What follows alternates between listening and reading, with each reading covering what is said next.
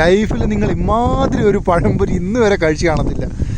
എന്ത് ആംബിയൻസ് എന്നറിയാമോ? ചുറ്റും രണ്ട് സൈഡിൽ നിന്നും കാറ്റിങ്ങനെ അടിച്ചുകൊണ്ടേയിരിക്കുക, തണുത്ത കാറ്റിങ്ങനെ വീശിക്കൊണ്ടിരിക്കുന്നു.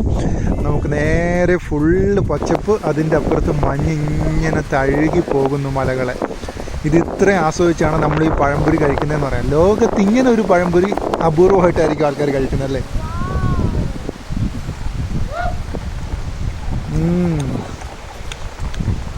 തണുത്ത് നല്ല മരവിച്ചിരിക്കുന്ന പഴംപൊരി കേട്ടോ, അടിപൊളി. സാധാരണ എല്ലാവർക്കും ചൂട് പഴംപൊരി കഴിക്കാനാണല്ലോ ഇഷ്ടം. എനിക്കിതേ ഇങ്ങനത്തെ തണുത്ത പഴംപൊരി കഴിക്കാനാണ് ഇഷ്ടം. Oh my god guys, goosebumps.